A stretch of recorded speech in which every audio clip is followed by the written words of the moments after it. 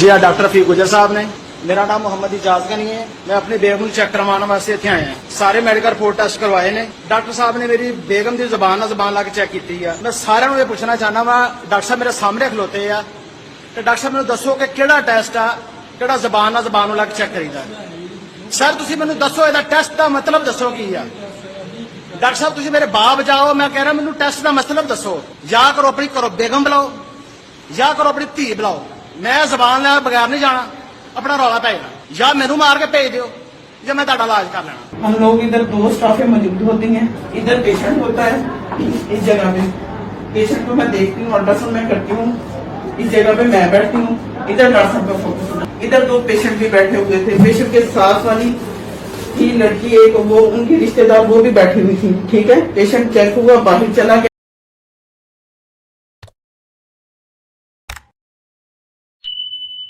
बिस्मिल्लाहिर्रहमानिर्रहीम। अस्सलामु अलैकुम व रहमतुल्लाहि व बरकातहू। की हाल चाल है जी? ठीक ठाक हो? उम्मीद है अल्लाह ताला दे हुक्म दे नाल इंशाअल्लाह तुसी सारे ठीक ठाक होवोगे। अल्लाह ताला सब ते रहमत फरमाए। अल्लाह ताला सब नूं अपने हिफ्ज़ व ईमान दे विच रखे। अज दे व्लॉग दे विच मैं तुहानूं एक इंतहाई घटिया किस्म दा वाकया, गलीज तरीन वाकया जिहड़ा सोशल मीडिया ते बड़ा वायरल हो रहा, और ये वीडियो मेरा ख्याल है टिकटॉक ते भी फेसबुक ते भी हर जगह ते चल रही है। तुसीं वेख्या होना कि एक डॉक्टर साहब ने एक औरत आउंदी अल्ट्रासाउंड कराउण वास्ते ते ओनू कहंदा कि जुबान बाहर कढ, ते फिर अपनी जुबान जिहड़ी ओहदी जुबान दे नाल टच करदा ते उत्थों फिर रौला बन जांदा।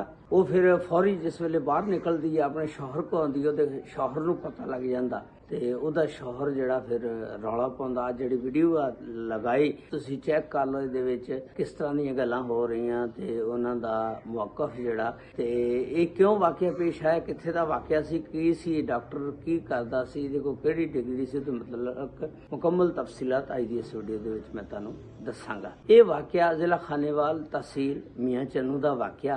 उत्थे एक फैमिली दा सरबराह रहिंदा जिहदा नाम हुंदा इजाज गनी साहब। इजाज गनी दी करियाने दी दुकान आ, इहदी बेगम दा नाम हुंदा यासमीन। इजाज गनी दी शादी जिहड़ी है 5 महीने पहला हुंदी है, यानी जनवरी दे विच हुंदी है। तुहानूं पता जिस वेले नवीं नवीं शादी होवे ते फिर अल्लाह शुरू दे विच ही कोई उम्मीद पैदा करदा है ते बड़ी खुशी हुंदी है। अल्लाह ताला ने शुरू दे विच इन्हां नूं कोई उम्मीद पैदा करती बच्चे दी ते बड़े खुश होए। उस तो बाद थोड़ी जी देर बाद ओह बच्चा जिहड़ा सी ज़ाया हो गया। अल्लाह ताला ने थोड़ी देर बाद फिर इन्हां नूं कुछ उम्मीद पैदा कर दी और इन्हां दी खुशी जिहड़ी आ फिर दोबारा जाग पई ते इन्हां ने क्या कि हुण जिहड़ा ना असीं परहेज करना और डॉक्टर नूं चैकअप जिहड़ा मुसलसल कराना।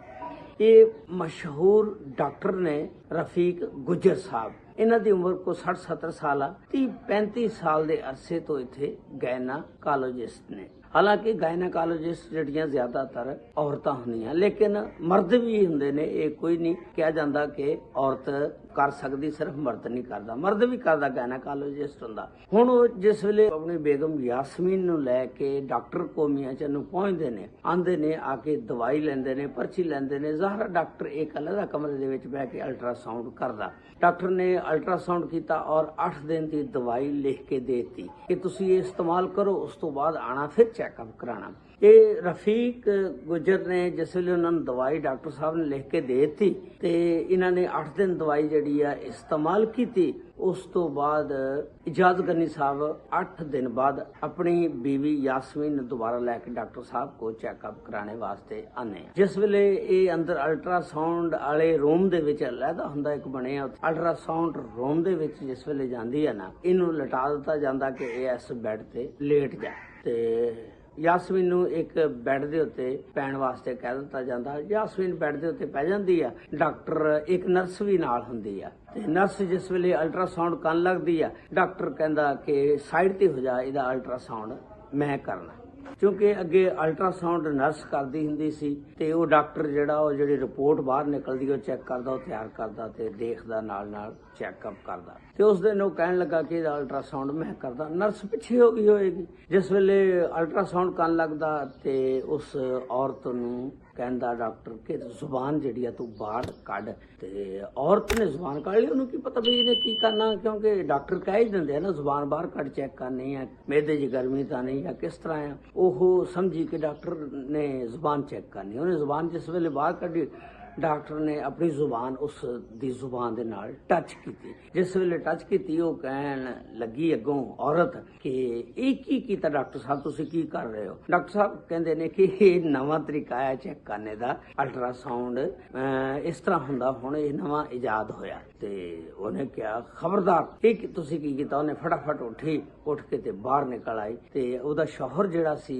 ਬਾਹਰ ਖੜਾ ਸੀ, ਉਹਦਾ ਖਾਮਦ ਕਹਿਣ ਲੱਗਾ ਕਿ ਕੀ ਅੰਦਰ ਹੋਇਆ, ਕੀ ਵਜ੍ਹਾ ਬਣੀ? ਉਹ ਕਹਿੰਦੀ ਨਹੀਂ ਕੁਛ ਨਹੀਂ ਹੋਇਆ, ਚੱਲ ਚੱਲੀਏ ਘਰ ਜਾ ਕੇ ਤੈਨੂੰ ਦੱਸਦੀ ਆ। ਉਹਦਾ ਸ਼ੌਹਰ ਜਿਹੜਾ ਸੀ ਨਾ ਖਾਮਦ, ਉਹ ਕਹਿੰਦਾ ਨਹੀਂ ਇੱਥੇ ਦੱਸ, ਜੋ ਵੀ ਹੋਇਆ ਮੈਂ ਡਾਕਟਰ ਨੂੰ ਪੁੱਛਣਾ ਆ। ਤੇ ਉਹਦੀ ਬੀਵੀ ਨੇ ਫਿਰ ਉਹਨੂੰ ਸਾਰਾ ਕੁਝ ਦੱਸਿਆ ਵੀ ਇਹਨੇ ਪ੍ਰਾਈਵੇਟ ਜਿਹੜੇ ਮੇਰੇ ਹਿੱਸੇ ਸੀ ਉਹਨੂੰ ਵੀ ਹੱਥ ਲਾਇਆ ਤੇ ਇਸ ਤਰ੍ਹਾਂ ਜ਼ੁਬਾਨ ਦੇ ਨਾਲ ਜ਼ੁਬਾਨ ਟੱਚ ਕੀਤੀ। ਕਹਿੰਦਾ ਕਿ ਇਹ ਤਰੀਕਾਕਾਰ ਆ ਚੈੱਕ ਕਰਨੇ ਦਾ, ਨਵਾਂ ਇਜਾਦ ਹੋਇਆ ਉਹ ਤਰੀਕਾ। ਤੇ ਉਹ ਦਾ ਖਾਮਦ ਜਿਹੜਾ ਸੀ ਨਾ ਸ਼ੌਹਰ ਇਜਾਜ਼ ਗਨੀ ਸਾਹਿਬ, ਉਹਨੇ ਤਾਂ ਭਾਈ ਰੌਲਾ ਪਾ ਲਿਆ। ਉਹਨੇ ਡਾਕਟਰ ਨੂੰ, ਤੁਸੀਂ ਆ ਵੀਡੀਓ ਦੇਖੀ ਹੋਣੀ ਆ, ਉਹਨੇ ਡਾਕਟਰ ਨੂੰ ਕਿਹਾ ਕਿ ਅਗਰ ਇਹ ਤਰੀਕਾ ਕੋਈ ਨਵਾਂ ਇਜਾਦ ਹੋਇਆ ਤਾਂ ਮੈਨੂੰ ਲਿਖ ਕੇ ਦੇ, ਮੈਂ ਫਿਰ ਮੁਤਮਿਨ ਹੋਵਾਂਗਾ। ਅਗਰ ਨਹੀਂ ਇਜਾਦ ਹੋਇਆ ਤਾਂ ਆਪਣੀ ਧੀ ਜਾਂ ਭੈਣ ਜਾਂ ਕੋਈ ਬੀਵੀ ਬੁਲਵਾ, ਮੈਂ ਜ਼ੁਬਾਨ ਦੇ ਨਾਲ ਜ਼ੁਬਾਨ ਟੱਚ ਕਰਾਂਗਾ, ਮੈਂ ਉਦੋਂ ਤੱਕ ਤੇਰੀ ਜਾਨ ਨਹੀਂ ਛੱਡਣੀ ਜਦੋਂ ਤੱਕ ਮੈਂ ਇਹ ਕੰਮ ਨਹੀਂ ਕਰਾਂਗਾ। ਹੁਣ ਡਾਕਟਰ ਜਿਹੜੇ ਸੀ ਰਫੀਕ ਗੁੱਜਰ ਸਾਹਿਬ, ਇਹ ਬਹੁਤ ਪੁਰਾਣੇ ਡਾਕਟਰ ਸੀ ਔਰ 30-35 ਸਾਲ ਦਾ ਇੱਕ ਅਰਸਾ ਹੁੰਦਾ, ਲੇਕਿਨ ਪਤਾ ਨਹੀਂ ਇਹਨੂੰ ਸ਼ੈਤਾਨ ਨੇ ਬਹਿਕਾਤਾ ਜਾਂ ਕੀ ਬਣਿਆ, ਕਿਸ ਤਰ੍ਹਾਂ ਹੋਇਆ।